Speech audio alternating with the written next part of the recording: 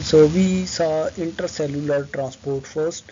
The intercellular transport was this transport between cells. That was the uh, diffusion and the uh, facilitated diffusion, primary active transport, secondary active transport, and endocytosis, exocytosis, and transcytosis. That was between the cells. And now we have intracellular transport within the cell. These materials are transported within the cell. And we know for transport we need some sort of skeleton. So the cells, they have skeleton that is called as cytoskeleton. Cyto means cell and skeleton means skeleton of the cell. So the cytoskeleton is made up of mainly three components. That is the actin filaments. These are the protein that are made up of actin protein, and intermediate filaments and microtubules. Why they are called as intermediate? Actin filaments are thinnest of all the cytoskeleton. These are thin fibers. Microtubules are thickest. They are made up of globular protein, and the intermediate filaments, they have thickness in between actin and microtubule, so they are called as intermediate filaments, but they are also made up of actin protein. Then we have another component of cytoskeleton that is called as molecular motors.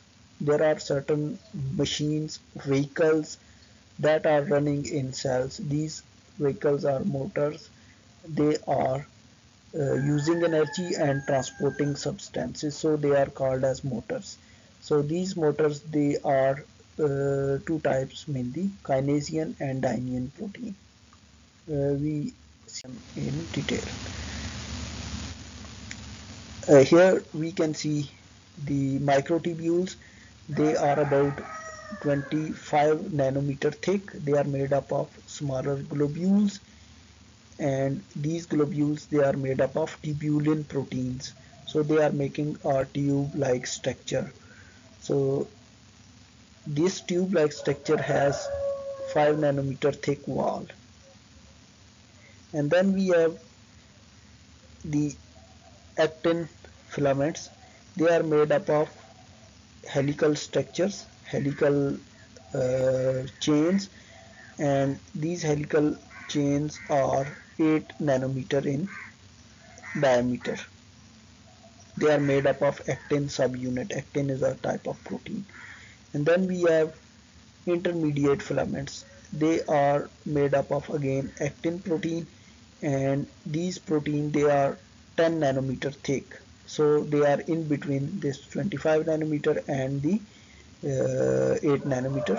Their thickness is 10 nanometer. So they are called as intermediate filaments.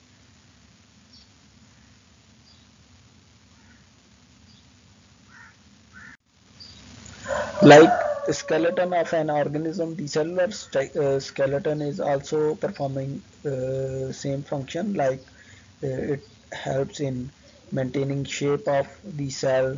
It helps in maintaining the positioning of the cellular organelles, and the skeleton is tying them up. And it also helps in transport of material in cell, like and for the locomotion of the cell also. The transport within the cell, that is intracellular transport of substances, occurs by means of three processes. By contraction of cytoskeleton. The cytoskeleton is contractile. These are flexible proteins like the actin filament, the intermediate filaments, and microtubules. They contract and relax, and then the cytoplasm is continuously streaming due to these movements, and this streaming of cytoplasm transport material into cell.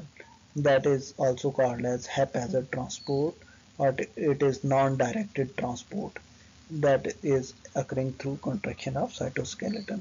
Then we have directed transport, that is by attaching with microtubules. So some substances, they get attached to microtubules, and then microtubules, they can polymerize, they can grow in size by increasing their uh, subunits. Subunit get attached to these microtubules and they grow, for example, from nucleus toward the cell membrane and transport the vesicle or the substances attached to them. Or they depolymerize, mean they degrade, they get shorter by degradation, by releasing their subunits, so they may take substances along with them.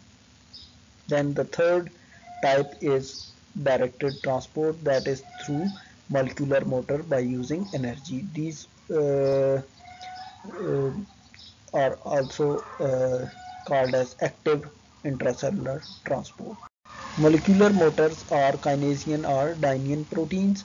These proteins, they are made up of three subunits. A domain that is carrying the that has a carrier for carrying the vesicles, and another domain that is acting as a wheel and it is running on the microtubules, and then they have another domain that can bind with ATP and hydrolyze it, and it can bind with calcium. So when there is calcium, when there is ATP, these molecular motors, they run on microtubules. Microtubules are working as road for these molecular motors, dynein and kinasian. So as we saw, the dynein and kinasian proteins, they are similar in structure because they have same type of domains. Why they are different? Because they are conducting substances in different directions, in opposite direction. For example, the dynein, it is carrying substances from cell membrane to the nucleus, and the kinasian protein, they takes substances from nuclear membrane toward the cell membrane. So they are working in opposite direction. The kinasian protein, they are taking substances from nucleus to the cell membrane, so they are called as doing a transport that is anterograde, that is in forward direction. And the dynein protein, because they are taking substances from plasma membrane back to the nucleus, so they are called that transport is called as retrograde transport. uh, Here we can see the microtubules, they are spanning from nuclear membrane to the cell membrane.